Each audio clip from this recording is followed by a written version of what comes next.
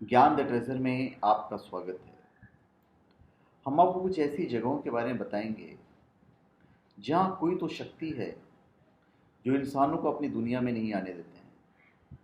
हम आपको उन जगहों के बारे में बताएंगे जहाँ इंसानों को जाने की मनाही है। इस दुनिया में बहुत सी ऐसी जगह हैं जहाँ इंसानों के जाने की मनाही है। ऐसा माना जाता है कि अमृत लोक की आत्माओं का वास है, इसलिए यहाँ जीवित मनुष्य के आने से उनकी शांति में खलल पैदा हो सकती है। जाहिर तौर पर अपनी दुनिया में किसी और का दखल उन्हें बर्दाश्त नहीं होता है और वे हर संभव कोशिश कर उन घुसपैठियों को भगाने की जुगात में जुट जाते हैं। आज हम आपको कुछ ऐसे स्थानों के बारे में बताने जा रहे हैं जहाँ पे इंसानों का जाना निषेध है या फिर किसी न किसी भय के कारण स्वयं मनुष्य वहाँ नहीं जाता है या अपने आप को प्रतिबंधित किया हुआ है।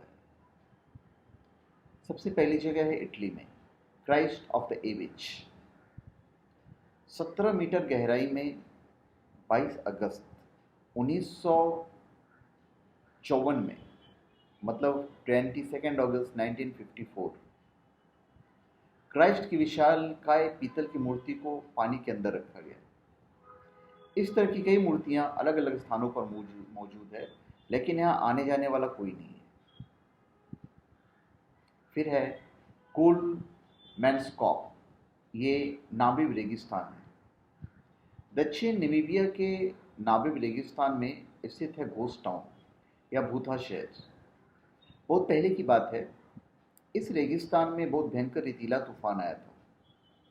इस तूफान से बचने के लिए डिलीवरी बॉय जॉन कोलमैन अपनी बैलगाड़ी को वहां से छोड़कर भाग गया था।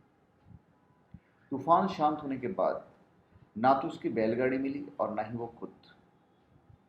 कभी बहुत छोटा सा रेगिस्तान जो खनन के लिए प्रसिद्ध था, आज एक टूरिस्ट स्थल है, लेकिन दहशत भरी दास्तान ज़्यादा लोगों को यहाँ नहीं आने देती है। फिर है डोम टाउन या डोम हाउस। ये डोम हाउस है दक्षिण पश्चिम फ्लोरिडा में।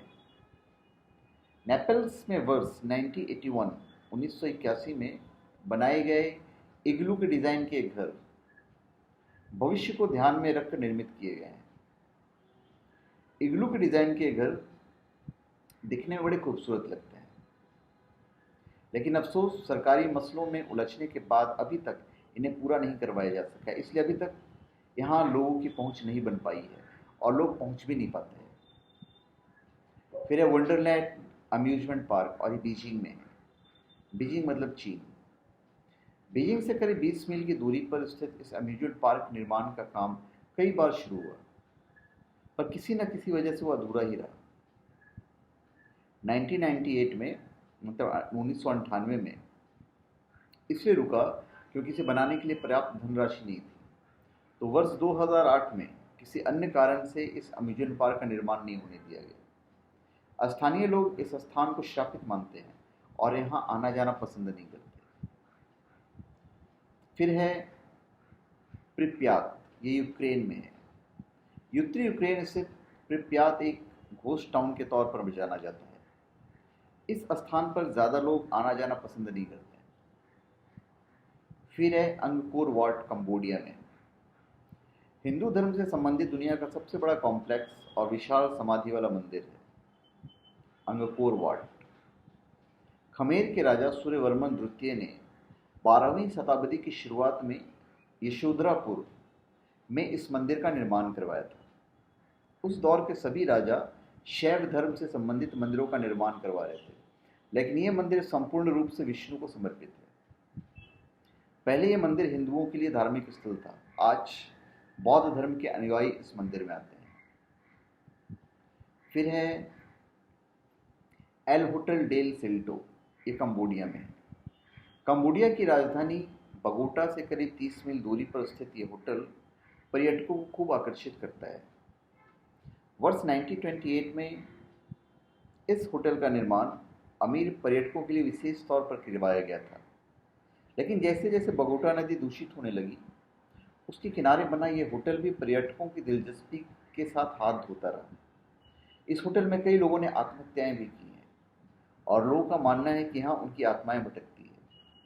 इस कारण यहाँ अब लोगों का आना जाना बंद है। फिर है नारी ड्रीमलैंड, जिसे नारा ड्रीमलैंड कहते हैं। नारा ड्रीमलैंड जापान में है।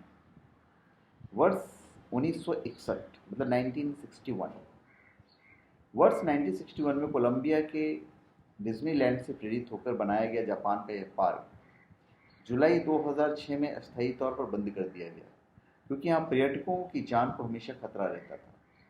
अब वहाँ कोई नहीं जाता है। तो धन्यवाद, आप हमारे चैनल पे सब्सक्राइब करें और अपने कमेंट दीजिए। धन्यवाद।